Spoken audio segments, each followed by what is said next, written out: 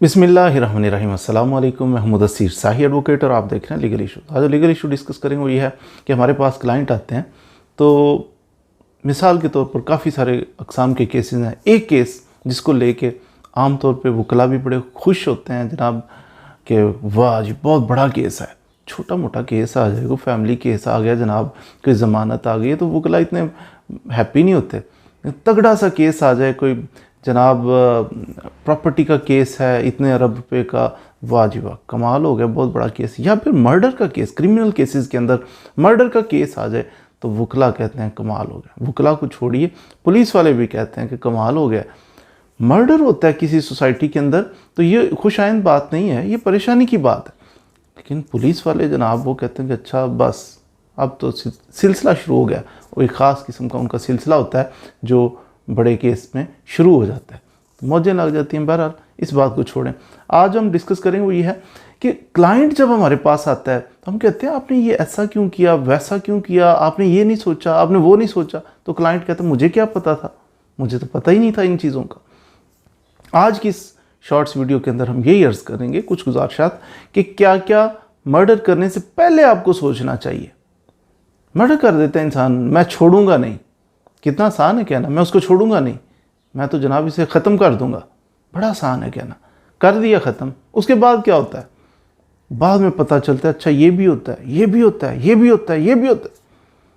तो ये एक चीज़ नहीं, बहुत सीरीज़ है एक जो होता है जिसके बारे में पहले आपको तैयारी करनी है, पहले सोचना है आपको कि किस तरीके से ये मामलात हैंडल होंगे। मिसाल के तौर पर सबसे पहली बात, जब आप किसी को मर्डर करते हो तो आपके जहन में ये चीज़ होनी चाहिए कि 302 लग गई जनाब, 302 लग गई, इट मीन्स कि आपको भी सज़ाए मौत हो सकती है।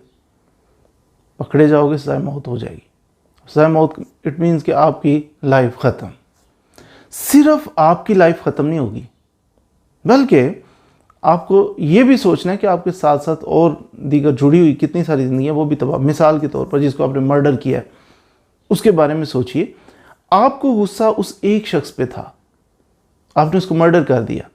उसके पेरेंट्स, जिसका बेटा मर जाए तो क्या जीते जी वो मर नहीं जाते पेरेंट्स, तो वो पेरेंट्स के ऊपर क्या गुजरती है। उसके अगर बच्चे हैं, आपने उसको मर्डर कर दिया, उसके बच्चे यानी नॉर्मल बच्चे हैं, उसके चल फिर रहे हैं, उसके बच्चों के पेरेंट्स जो हैं उनके लाड देख रहे हैं बड़े, जैसे कि सारे पेरेंट्स देखते हैं, तो अचानक उनको यतीम बंदा बना दे तो यतीमी की ज़िंदगी गुजारेंगे वो। आप उसके बच्चों को यतीम नहीं करें। अगर आप मैरिड हैं तो आपके बच्चे एकदम से वो जनाब आपको ज़ाय मौत होती है, आपके बच्चे यतीम हो जाएंगे, ज़ौजा बेवा हो जाएगी, आपके पेरेंट्स जो है रुल जाएंगे। अदालतों में मैं नहीं कहता वकला की वजह से, वकील तो चले आपके हैं, वो सर्विसेज दे रहे हैं, अदरवाइज़ भी हमारा सिस्टम ऐसा है कि जिसने मर्डर किया ना उसके पेरेंट्स, उसके अजीज़ो करब, उसके बहन भाई मर्डर करके कोई बहुत कम शायद ही कुछ लोग हों जो जाके तो गिरफ्तारी दे देते हैं। मर्डर किया फरार हो गए, उसके बाद फिर उसकी बहनों को, उसके भाइयों को, उसके पेरेंट्स को, उसकी बीवी बच्चों को उठा लिया जाता है, जो ट्रेंड हमारे सोसाइटी में चल रहा है। तो अजीब वो गरीब किस्म की हरकतें। बहरहाल उठा के ले जाते हैं, फिर उठाने के बाद आप अरेस्ट भी हो जाओ ना, तो अरेस्ट होने के बाद आपने कभी गौर किया कि अरेस्ट हो गया बंदा तो जनाब उसके पेरेंट्स चैन से सो रहे हों घर में? नहीं, वो पेरेंट्स पुलिस वालों से मुलाकातें उनकी जारी रहती हैं, वो सिलसिला एक लंबा सा चल पड़ता है। फाइनेंशियल लॉस होता है बहुत ज़्यादा, फिर वकील साहब एंगेज करते हैं तो तगड़ी सी फीस, छोटा मैंने अर्ज़ किया कि बड़ा केस होता है, बहुत एक तगड़ी सी फीस। ये भी आपने सोचना है कि वो तगड़ी सी फीस जो वकील साहब को देनी है कहाँ से आएगी। वो ढेर सारे पैसे जो रिश्वत के नाम पर इधर उधर आप ज़ाया करते हैं वो कहाँ से आएंगे। फिर वो पैसे जो दियत के नाम पर जिसको कत्ल किया जाता है उसके लवाहिकीन को दिए जाते हैं 67 लाख, 67 लाख रुपए से भी ज़्यादा हैं, वो कहाँ से आएंगे। फिर आपको ये भी सोचना है कि आप जनाब मर्डर करने के बाद आपको सज़ा हो गई, आप मिसाल के तौर पर अगर आपने कत्ल किया है गैरत के नाम पर तो आपको पकड़ के तो बंदा सज़ाए मौत हो गई है, आप जेल में कैद हो, उसके बाद वो गैरत वाले सिलसिले जो हैं पीछे घर में चलते रहेंगे। ज़ौजा, आपकी सिस्टर या कोई भी, तो वो मामला जो चलेंगे आप तो कैद हो, आप क्या कर लोगे। तो इससे बेहतर नहीं है कि बंदा सुपरविजन में रखे तमाम चीज़ों को, कि कैद हो जाएगा तो सारे मामला। जी इसने छेड़ा था, मैं लड़की से मोहब्बत करता था तो इसने छेड़ा था तो मैंने उसे मर्डर कर दी। अब वो बच्ची जो है, आप कैद हो गए मर्डर करके, तो उसकी शादी होगी, उसके बच्चों के मामू बन चुके होंगे आप जनाब, उस 2-4 बच्चे होंगे, जब तक सज़ाए मौत नहीं होती आपको इंतज़ार कर रहे हैं। तो ये चीज़ें कॉन्सिक्वेंसेस जो बाद में फेस करने हैं उनका आपको पहले ही पता होना चाहिए। आप कैद की ज़िंदगी कैसे गुजार सकते हैं? आप वाशरूम में हो, कोई कुंडी लगा दे बाहर से, तो कैसा एक फीलिंग कैसी होती है, कितनी देर आप अंदर रह सकते हैं? तो इसी तरह आपको छोटे से कमरे के अंदर, जेल के अंदर बंद कर दिया जाए और कई सालों के लिए कर लिया जाए, तो आप उस चीज़ को पहले महसूस करें कि वो जनाब कैसी फीलिंग हो। प्रिजन वैन के अंदर अगर आपको बंद कर दी, प्रिजन वैन आपने देखी होगी, जानवर कभी हम कैद किए हो ना चिड़ियाघर में, इधर उधर आपने देखा, तो जानवर का बॉक्स जो है वो फिर भी कुछ कुशादा और लंबी सी, उसके अंदर वो सरिया लगा होता है, लंबी सिलाइयाँ लगी होती हैं। लेकिन प्रिजन वैन के अंदर वो सारी बंद होती है, थोड़ी सी बस इस तरह की पट्टी सी होती है, उसके अंदर से झांक के देख रहे होते हैं प्रिजनर। ये इस तरह की कैफियत आप बर्दाश्त कर लेंगे?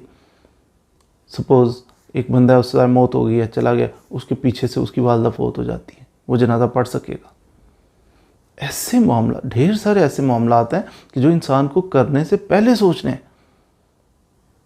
अब पेरेंट्स बूढ़े रुल रहे हैं, बच्चे जनाब प्रिजन वैन में से, बाज़ दफ़ा बच्चे जो हैं वो जनाब जेल की सलाखों के पीछे से जनाब वो वालिद साहब को जनाब बड़ा प्यार कर रहे हैं और वालिद साहब को हथकड़ियाँ लगी हुई हैं। तो ये मामला सारे करने से पहले सोचने वाले थे, बाद में करने वाले नहीं हैं। हम उस तरफ अभी नहीं आए कि जनाब जिसने एक इंसान को नाहक कत्ल किया उसने पूरी इंसानियत को कत्ल किया। ये एक ऐसा आपको टॉर्चर करने वाली बात होती है कि ये चलती रहती है। इंसान जिसने मर्डर किया उससे सुकून नहीं आता, बाज़ार वो इंसान ज़िंदा होता है, लेकिन उसके अंदर ये ज़हनी कैफियत इस किस्म की बन जाती है कि एक इंसान को नहीं बल्कि पूरी इंसानियत को इसने कत्ल किया। जो भी उसकी तरफ देखेगा वो ऐसी नज़रों से देखेगा गोया कि ये गंदा इंसान है, ये कातिल है। तो अपनी जिसकी ज़िंदगी को आप ख़त्म कर रहे हैं ना, उससे ज़्यादा आप अपनी ज़िंदगी को ख़त्म कर रहे हैं। आपने अपनी ज़िंदगी ख़त्म कर ली, आप वो नहीं रहे जो कत्ल करने से पहले थे। आपकी ज़िंदगी ख़त्म, अब आप एक कातिल हैं, अब आप एक जालिम हैं, अब आप बेबस हैं।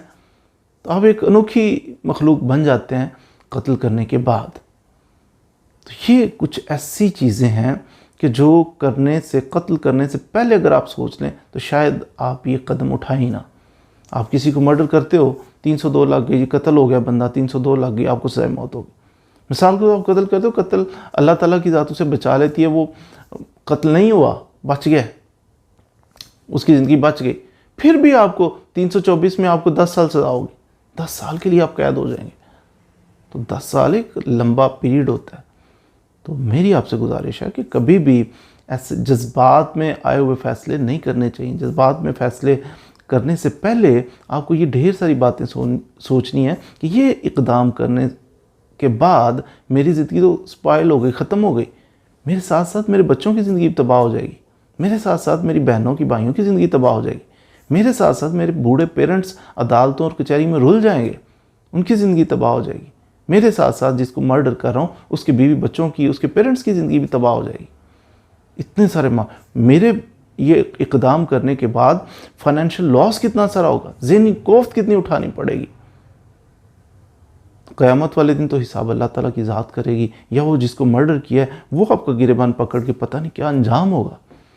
तो ये चीज़ें करने से पहले अगर सोचें तो उम्मीद है कि आप कोई अच्छा फ़ैसला करेंगे। मज़ीद वीडियोज़ के लिए मेरे साथ रहिए। Thank you very much.